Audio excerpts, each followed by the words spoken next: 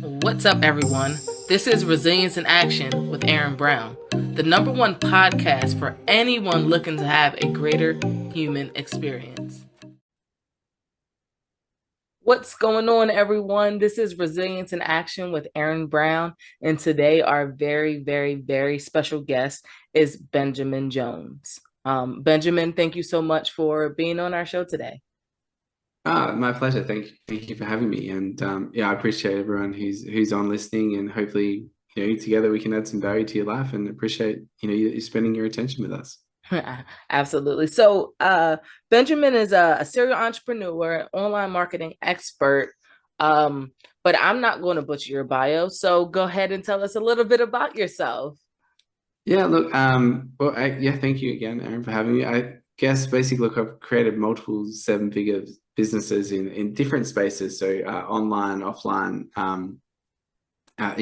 coaching, consulting, and we even teach kids how to start businesses. So I guess entrepreneurialism is something that is very close to me, and I think even the more people we can help become entrepreneurs or come through maybe some of the strugglings that they're going through in that process, or even the resilience behind becoming an entrepreneur and how to be successful at it. How we talk about those things, and in whatever way that I can add value. So I mean, some of the companies we run, you can check them out.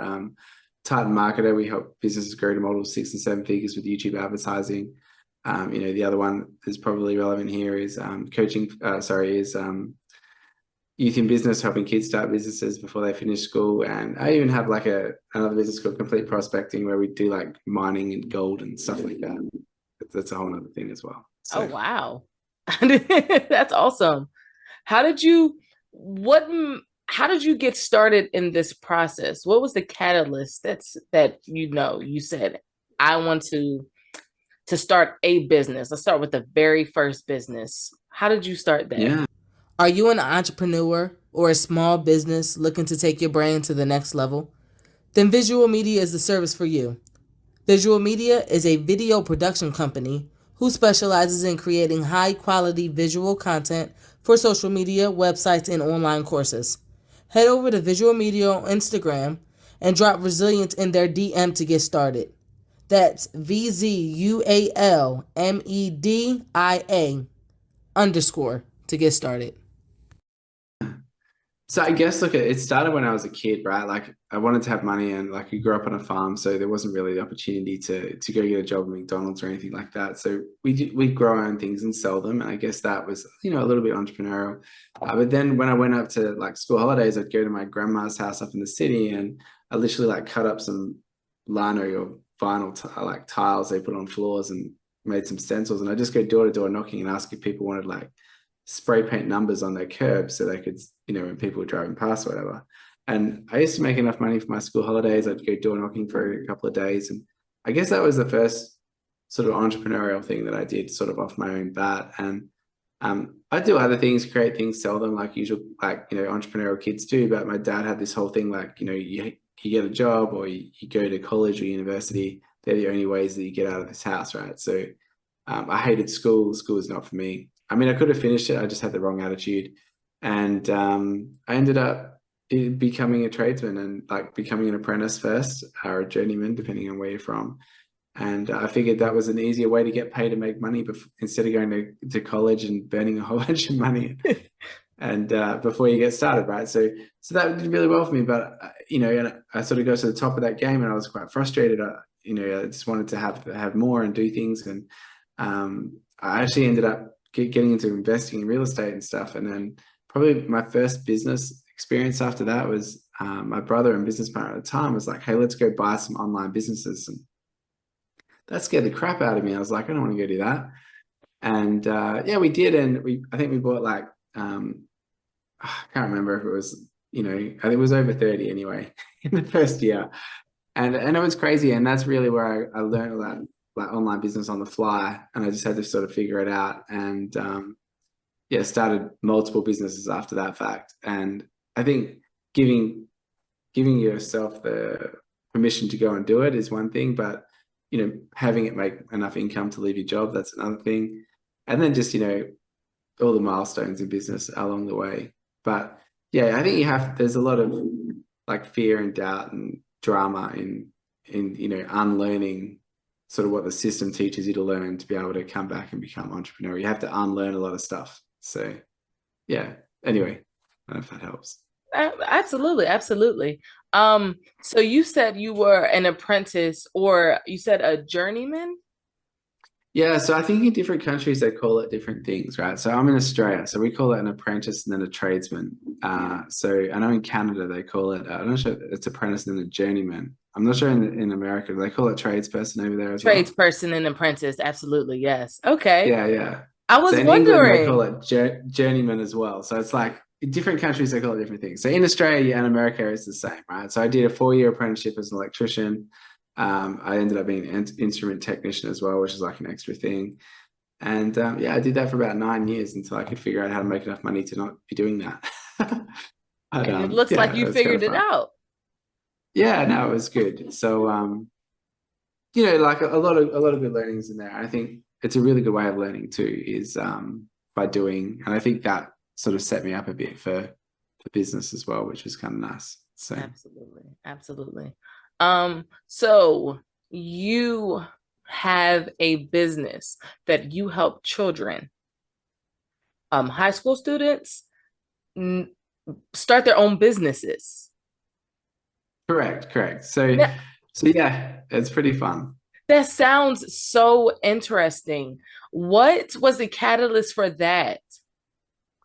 Yeah, so well, literally what happened. So I told you about those online businesses we bought. We did that, and then my brother was like, "Let's sell up," and I want to go traveling and all this stuff. So we just spent like 2 or 3 years building this business, and like he was like, "Oh man, like this is a lot of work. Let's just cash up and get out." And so we did that, and then I was like, "Oh, what do I do now?" And around the same time, my son, who was 8 then, but he's now 14, so this is going back a little while. He wanted to have pocket money, and I was like, man, we're not doing pocket money. Like pocket money is just like money for doing nothing. Hmm. No one is coming. You need to be a bit more self-reliant. And so what we did is he liked growing things. Like they grow these things where like grass grows out of little man and all that stuff. And so Gotcha. why don't you? Yeah, I was like, why don't you get your nana's like money she gave you for Christmas? We'll plant a herb garden, and you can go door to door selling your herbs, like in our local street or suburb, and turn that money and learn how to deal with money and whatever. And that went really well. So he did that at 8, and he had like in the end, people would have like regulars that would order each week, and he had all this money coming in, and yeah, it worked really well. And then we had like heaps of other people ask us how to do that. And I had like some online subscription stuff. And I was like, well, why don't we turn this into a business? And then we took on some partners who are now friends of ours. They're like, hey, why don't you sell this from stage? Next thing I know, we're doing events all over the country to like 500 or 800 people. And then we did it in the UK and a whole bunch of things. And yeah, it turned out pretty well. I mean, most of the kids, like they start out like in their first month they do over $1,000 in sales, which is really cool. We've had kids buy houses. One of the kids is like before they're 18. One of the kids has even written a book like how I made more money than my principal. Like it's we've been in every single TV channel, radio station. Kids have created amazing businesses. So yeah, it's been probably the most rewarding thing that I've ever done, and it just grows, right? Like quite organically. So it's kind of fun. Absolutely. How I made more money than my principal. That is a catchy title. Yes, I was lucky enough to write the forward. Oh my goodness. So So what yeah. was so what was that experience like? You've created this business to help children, and you are now writing the forward to one of the children that you've helped and their book. Like, what is that like? How did that make you feel? Oh man, it's absolutely amazing. Like we've also had like that's just one small thing. We've had kids win like the National Young Achiever Awards, like Be the Change Awards, like all these crazy like international awards. Like it's just been mental. And some of the businesses the kids do are crazy. Like, Ned, he sells like bamboo toothbrushes, right? And makes an absolute fortune out of it. And then we've got another guy, Josh. He's actually created his own, non-slip sunscreen, and I think he's in like 43 stores now, something crazy. And like the stories just keep coming and coming, and it's just been the coolest thing to be a part of. And what's really been nice is because we've been doing it for, 7 years, I think now, is the kids who started at like, 12 or 13 have now become adults, and, they're able to leave school into a successful business that they've created. And so that it's pretty amazing to watch. It's pretty fun. That sounds like such a rewarding and what a service forward thing, that you've been able to create. How important is it to surround yourself with a good support system? You have all these great ideas. Yeah, I think support system is really important. And no matter what you're doing, like whether you're starting a business or whatever it might be. Like for example, I've put on a bit too much weight, right? And what I've noticed is if I can hang around the people that I want to be with, or that I want to have that change that they have that I haven't figured out. Mhm. So just recently, like my wife's friends with a bunch of like yoga mums and stuff, and their husbands all go do triathlons and all this crazy stuff. I don't know, triathlons, running and biking and whatever, marathons. So I started hanging out with them a bit, and then they're like, "Oh, hey, come do some runs. You can do like a 10K run, and I think that would be like 7 miles, something like that." Mhm. And so now I'm going hang out with these guys. I have to go do that. I've ended up with $1,000 running watch. I started doing running, but I guess coming back to your question, like the support thing is so important because, like, for me to hang out in that crowd and not be running and not being fit and healthy, like I'm the outside. Like I feel weird being there if I'm not, making myself better in that way. So Mhm. now it doesn't matter if it's business or maybe if it's just being positive and happy, find people who are already that thing, and try and contribute in some way in the group, and you'll find that that support network will gladly like lift you up, right? So I don't mind, like go join a church, go join a choir, like do a sporting thing, or whatever club, chess club it may be, a business club, whatever. If you need a support group and the one that you've got's not serving you, um, go find one, or you be part of something that you enjoy with probably the people that you want to be like. So I don't know if that helps. Absolutely, absolutely. Um, how, what would be a piece of advice that you would give someone who is starting their online business, and they want to run ads on YouTube? So I know you're an expert in that as well, and you actually have a business structured around YouTube ads. What Yeah, would be 100%. Yes, what would be one tip that you would give them to start? Yeah. Look, make sure that you have a business model that's going to work for paid advertising. Okay. And not a business model, but more a sales process. Okay. And this is the number one mistake that we see like day in, day out, is that they'll have an online business, nothing. Because I've got an online business, I should be able to run ads and it be profitable. Mhm.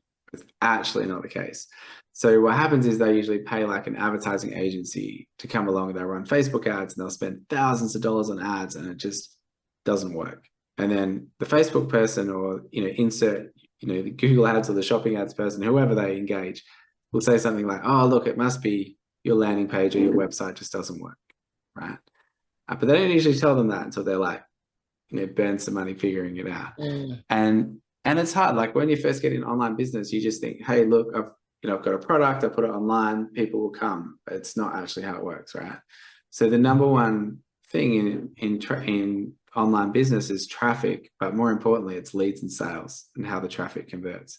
So my very first thing in answering your question is to make sure you have a sales process that works. Now, like we run some training, we have some free calculators, but what you need to figure out, usually there's three numbers. And the three numbers are like, how much does it cost you for a click? What does your landing page convert at? And what's your sales process? I Mhm. mean, you could probably boil it right down into like, how much is it going to cost you for a lead or a sale in paid traffic? And if you know that number, you can work backwards. So if it costs you $20 for a lead, and you can turn that lead into $100 sale, that's a good day, right?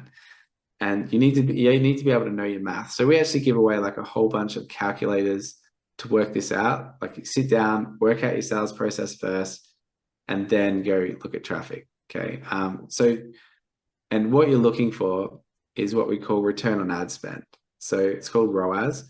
And this is the minimum number. So I don't know if you're listening or you're driving or whatever, but just stop and write this down. You need to have a minimum 3 times return on ad spend. So if you spend $1 on ads, you need to be able to get at least $3 back.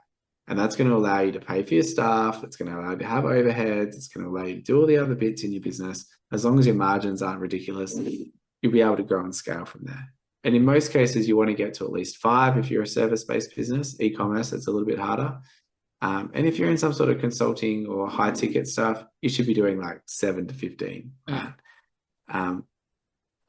And I guess the big difference for us is the very first thing we do, if you ever get on a strategy call with me or my team, is we actually work out like, are you going to be profitable first? And if you've got that bit figured out, then you can look at traffic, right? And obviously like YouTube's amazing with the things that you can do there. Like it's literally the coolest, like as far as targeting and like cost per lead and all of that, it's literally the best thing on the market at the moment. But, make sure that you've got a sales process that's going to work before you go spending, even $1 on ads. So gotcha. That would be my pro tip. So that sales process is the most important thing. How did you come to that conclusion? Hey. If you're enjoying this content, do not forget to rate and review. Wherever you're listening to this podcast, be sure to rate and review. It helps us reach more people in more ways. Now, let's get back to some resilience. Well, funnily enough, I guess it's just having lots of conversations with business owners who want to run marketing. And what would happen is, and we'd get, what was set originally, I have to go back a couple of steps, is we'd get a lot of people come in and say, oh, can you help us with your marketing? And I'd have a look at it. And we weren't an agency or like offering consulting to start with. I was just doing it for a few of like my 7-figure business owner friends and stuff. They'd say, oh, can we market this? And I'd have a look at it and go, no, it won't work. Mm-hmm. And I'd be like, well, why won't it work? Because the math doesn't work. And then I'd have to sit there and explain it. And then when we started, particularly with YouTube, when we started showing people like, hey, look, you see these run ads, they come to us with their product or service, I'd look at it and I go, you can't sell it like that. Like it's not going to work. And they'd be like, oh, well, we've been having these agencies and been spending all this money and it must work. And I'd literally have to show them the math. And that's where we built some calculators around it. Like you can literally put like 2 or 3. I'll give you guys the calculators on the call. Like I'll send you the link to them, right? It basically like put your details of your business into these. They're basically just a really simple Excel spreadsheet. You put it in there. If you can get a minimum 3 times return on ad spend, then it works. But I just got really, trying to explain it to people that it won't work was much harder than just showing them that it will work or how profitable that be. And I mean, let me ask you the question. If you knew you were going to be profitable before you started running ads, would you be more comfortable about running paid advertising? Absolutely. So, yeah. And that's why.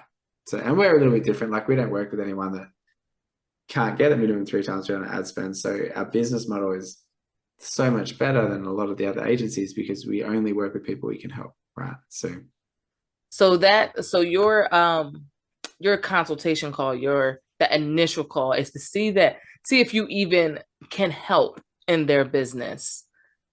Yeah, 100%. We'll see if it'll even work. So we usually give them some free training and a whole bunch of free resources. Like we even give people like literally how to script out your first YouTube ad, how to get it all set up. Because like we know the people that we can help are already sort of halfway up or they're getting going or whatever, right?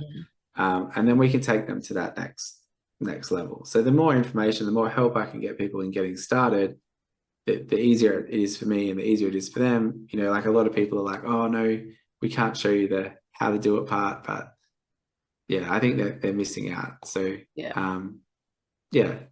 so just get started. And here's a crazy thing, right? Like we're talking YouTube ads. YouTube and Google at the moment, Google ads and YouTube ads are the same, right? Are literally giving $500 US away when you spend $500 to get started with Google ads. So like if you're looking at getting started with a paid ad platform, there's no way Facebook's going to give you $500, right? Like, just get out there, get started, Yeah. run some traffic, see if it works, and grow your business that way.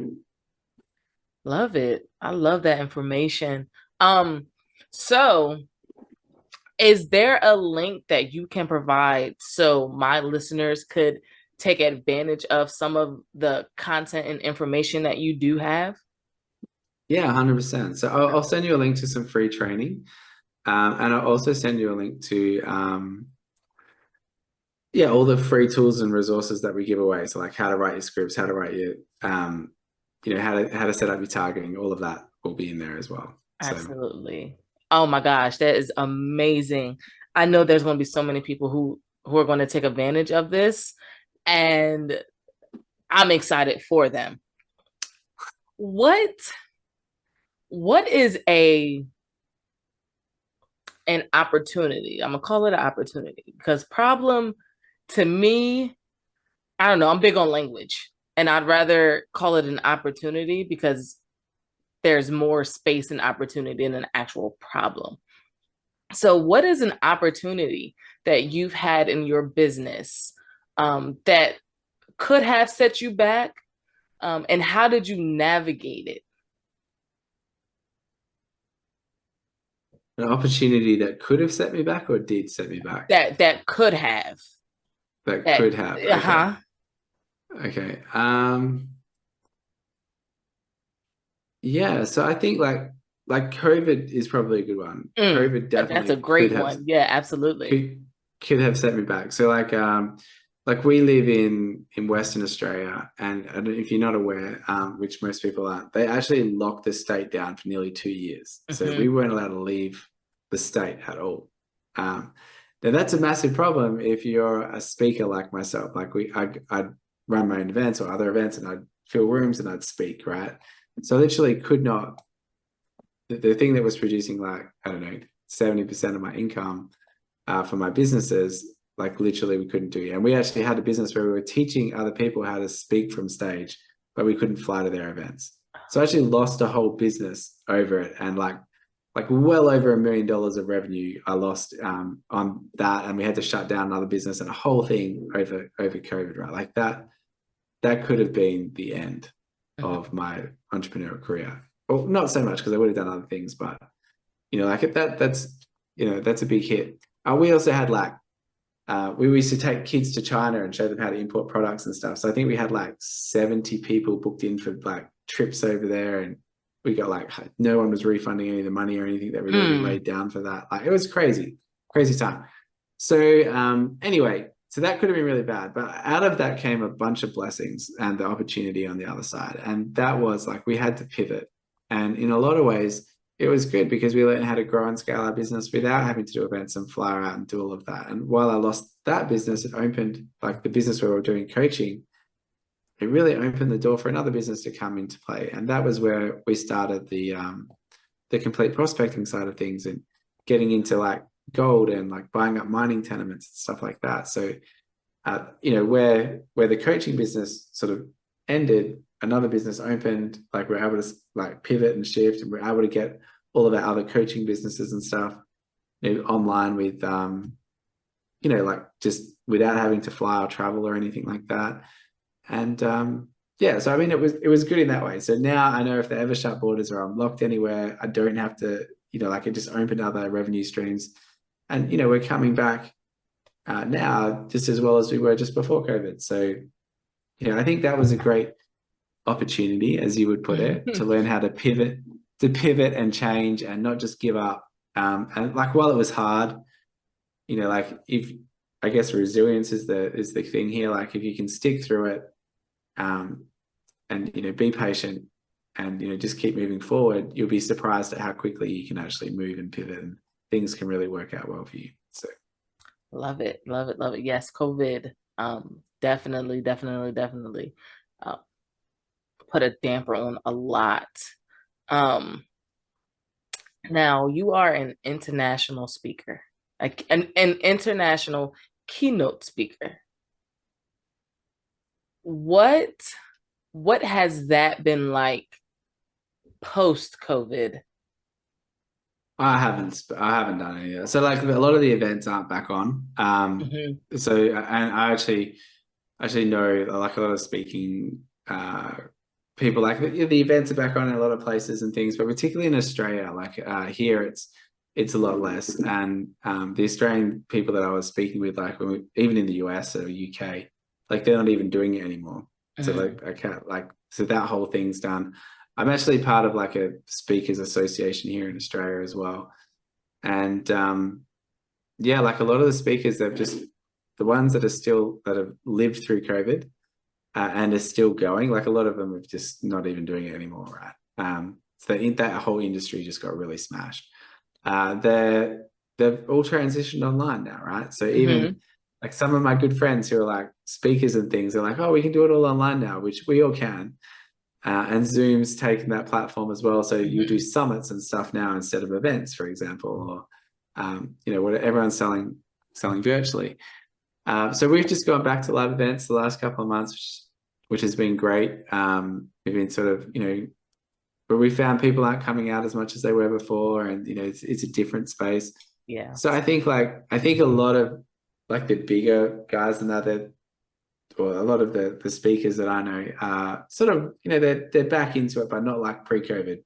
You know what I mean? So it's kind of a smaller world than it was. So Yeah. yeah, if that answers your Yeah, question. absolutely, So but absolutely. I just love to hear how other people are navigating uh their speaking, and especially like around the world.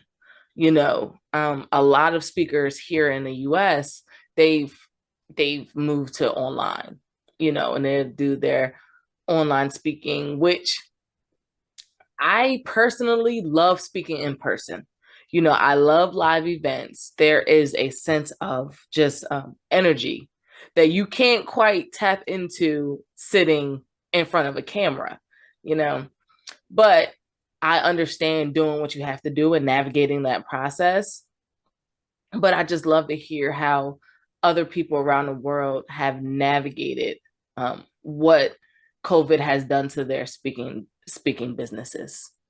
Yeah. yeah, so I mean, a lot of the guys, well, even some good friends of ours, and we did it as well. Like doing a lot of virtual events, Hmm. webinars, summits, those sorts of things, and and they work, right? So a lot of the times, like, well, if we can do it online and we don't have to pay the ridiculous fees to hotels and stuff like Hmm. that and Yeah. venues.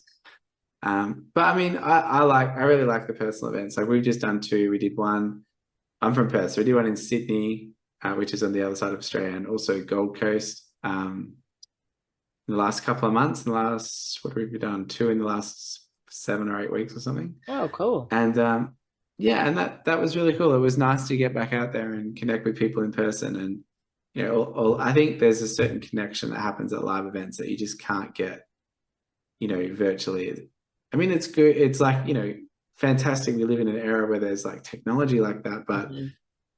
there's a whole other thing, like even between Zoom, sitting in a room with someone, right? So, and the attention of the participants is different. Like if you're on Zoom, you can be Absolutely. like scrolling through Facebook or like doing something else, answering emails. Like if you go to an event, you're like present for the whole time, right? Mhm. So yeah, You're locked in, there's you a know. different vibe.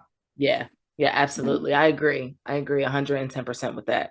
Um, yeah, yeah, there's a level that like I said, there's an energy that you just miss out on when you're not live, when you're not in person. And I think that's how a lot of at least the speakers that I know, that's how a lot of them feel. Of course, technology is amazing, and the fact that we could sit and do a summit, and have, I don't know, thousands of people, locked in online. Imagine the energy that it would be if we were all able to get in person. Yeah, Yeah. yeah, and there's two sides to it. Like obviously the cost of doing that live is insane, Yeah, and absolutely. and like having having 1,000 people virtually is obviously like a fraction of the cost, right? So I can see why a lot of the bigger events now are online, right? But even have a look at like some of like Tony Robbins events and that. Like he still has his live ones or whatever, but a lot of them are all have a virtual element to them now where they didn't before, right? So I think it's like COVID's really redefined the whole speaking coaching industry over the past 2 or 3 years, and it's been really quite interesting to see those who adapted and those who didn't. And yeah, and I think the resilience in the industry was really cool to watch over that period of time. So Yeah, absolutely. I agree. What let's see. What is I want something, I want to ask you something really good. go for it. What is one thing that you would change over the past 3 years? One thing in your life that you would change in the past 3 years, and how dramatically would that have changed your life today? Hey. Did you know I wrote a book? It's called The Value Method: 5 Steps to Unlocking Your Greatest Potential. And in it, I share just that: 5 wildly easy, actionable steps that will set you up to have a greater human experience daily. I've included interactive worksheets and small assignments at the end of each chapter. You're literally creating a living blueprint of your best life. Be sure to check out the show notes for the link to purchase your copy and a copy for a friend. One thing that I changed in the past 3 years, so I probably would have transitioned quicker. So like I sat around during COVID for probably about a year, just going like, oh yeah, it'll be over soon. It'll be over soon. It'll be over soon. And I didn't move. I was just procrastinating. I was like, oh yeah, this will just, it'll all phase out. It'll be okay. And probably stuck my head in the sand for like a good 12 months. And I was comfortable enough to sort of be able to do it. And I think that was the other problem as well. So there's probably a double problem there. So yeah, I would have moved quicker. I would have been like, okay, my environment's changed. I now need to change with it, instead of being like, the environment's changed, I can just stay the same. And it'll all go back to the way that it was. And obviously that wasn't the case. Yeah. So that would have made a massive impact had I moved quicker, instead of just, oh yeah, it'll be all right, and chilled out for a year. That cost me a lot in terms of not only like financial, but I think growth as well. And I think probably having a better understanding that things happen outside your control and you just have to deal with them. Like you can't control everything. And I think as entrepreneurs, we like to control everything, right? So so when there's like a pandemic and it's all going on, you're just like, this needs to go away so I can get back in control. But I guess that would be some things. That would be one. Probably one of the bigger ones though, like a life one. Like, man, I stayed in my job way too long. So one of my biggest regrets was like I should have left that long ago and just gone and figured out becoming an entrepreneur. And even if I was like, I should have done it earlier, like well before I had kids. I think that would have been really fun. Why didn't you? Yeah, exactly. Right. I think it was because I didn't know that I could. And no one really teaches you how to be an entrepreneur. Like you kind of like, it's like riding a bike. Like you can read a book on it, you can watch a video, but until you go out and actually do it, you don't really know that. Right. And the other one would be like not planning. This is another big regret, if we're doing regrets, is like not planning the better plan. And I think that was a massive problem when I first got into business, is I'd plan everything out and it would never go that way, but I'd have the plan to prove that it didn't go that way. Right. And I think like a big turning point for me was learning it's a concept we call like selling it before you build it. And if you can make sales first and then grow your business around that, like if I had have learned that skill when I was younger, or like when I was coming out, like if I could go prove it and make sales first and then, deliver on the stock or deliver on the service or whatever it might be, that's where the confidence comes into the business. So I should have done that like earlier in the piece. So there's a couple, if that helps. Yeah, absolutely. It's like a pre-sale. Like say you have a t-shirt company and you get all these pre-sales and then you get your money, your revenue and all of that, and then you're able to deliver those and everyone is happy. And of course there's going to be some people who have something to say or a gripe or a complaint, and we'll navigate that when that comes. But absolutely, being able to sell before you actually have the thing in a sense.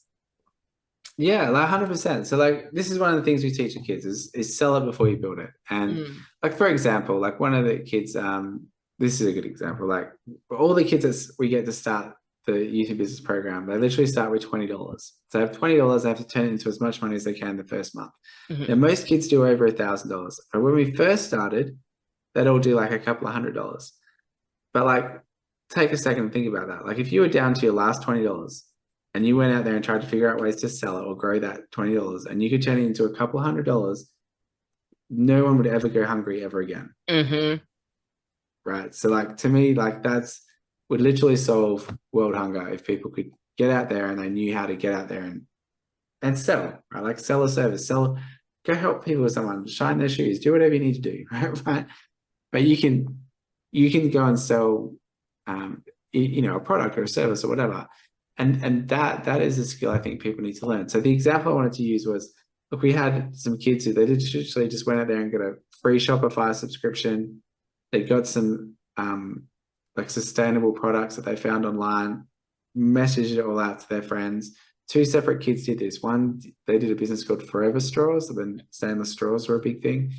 I think they nearly did like $2,000 in their first month of these straws. And then they were able to ship them and say, hey guys, we're returning a couple of weeks late. If you want to cancel your order, that's fine. No one did. And then they were able to deliver on their product, right? But they knew that they had a market and that they could sell it and a sales channel and all of that.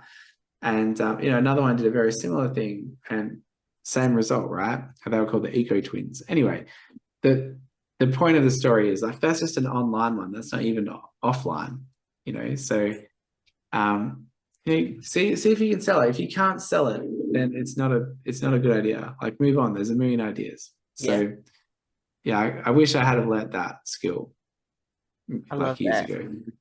That's So, just and that's it's beautiful because there's perspective there, you know, being able to step back and say, hey, this probably could have worked better. And now going forward, you can make the adjustments that are necessary to make it work. Um, yeah, and 100%. and I think that's amazing to share because I know this audience, in particular, my audience, they perspective is something I talk about a lot, on top of resilience, of course, but perspective, being able to step back and really, really see things differently from a different lens, a different point of view, and how to navigate something or a situation a different way, and there's more than one way to do anything. 100%, 100%. I love that. I love that. Um, is there anything that you want to share that we haven't talked about, that we haven't gone over, that you think will definitely benefit anyone who's listening? Yeah, I mean, so many things, right? So, um, anything I'd like to share that's so broad. I think,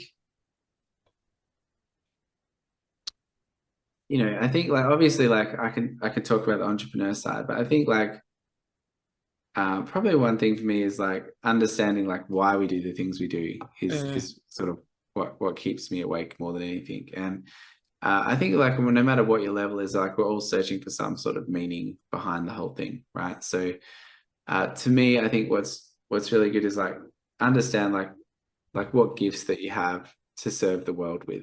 And this is probably something that I've been thinking about lately is, like we're all given talents or gifts of something, right? Like what are they? And like who with those talents or gifts, who can you help? Who can you serve? And if you can go out there with that mentality and turn that into either a business, or it doesn't even have to be a business, just something that you enjoy doing.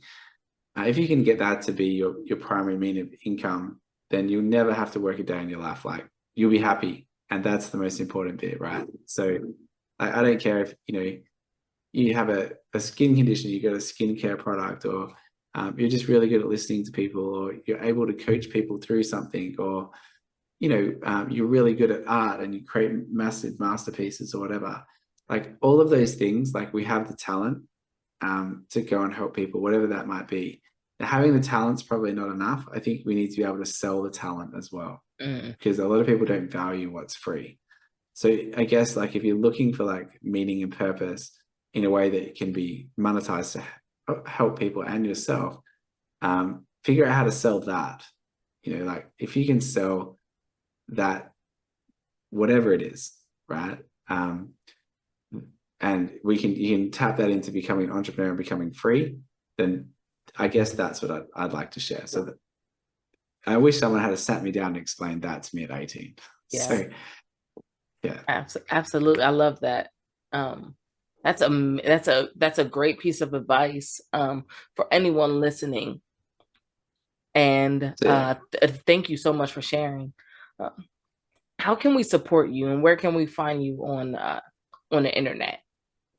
Yeah. So you just, like, if you wanted to connect with me personally, like, LinkedIn's probably the best place. So if you type in like Ben Jones and YouTube advertising, or Ben Jones and like youth in business or something, I'm going to pop up. There's a lot of Ben Joneses out there, or Benjamin Joneses.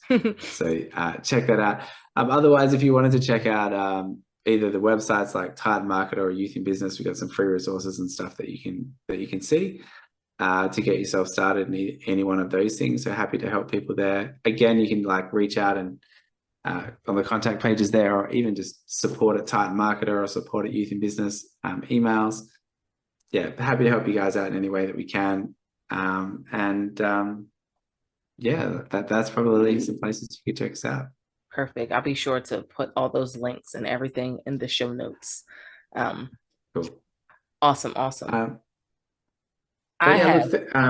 Yeah, thank you for having it. I was going to say, look, for wrapping up, thank you for having me on. It's been an amazing pleasure to come and talk to your listeners. Hopefully in some way I've been able to help or provide some value in any way, and appreciate your time for listening. And thank you, Erin, for having me on. Absolutely. I have one final question for you before you get out of here. One final question. All right. What does resilience mean to you? Resilience. So I think, like, I don't know the actual definition, to be 100% honest, but to me, I think it's just like sticking with it. I think there's two parts to it. You have to be resilient in something. So I think, like, you have to have like a goal or somewhere you want to get to, and you have to be resilient in getting there. So to me, that's what that would mean. So if I said, I wanted to get to this level of happiness, health, wealth, relationship, whatever, having the resilience to stick with that when it gets hard, and be able to push through what's ever hard to get to the goal. And then when I get there, realize that, like, there's always another goal, and it's actually the journey that's more important than the actual getting there, right? So a resilience to me, I guess, would be the journey in getting to where we want to go, no matter what it's in, whether it's business, life, relationships, or whatever, and being able to walk through the fires or crawl across the glass or whatever it might be to get where we want to go, and sticking with it and not quitting. So I love that. It's literally resilience in action. That's amazing. That's amazing. Ben, thank you so much for joining us today. Thank you. I appreciate it. And like I said before, guys, thanks for having me on. And it was my pleasure.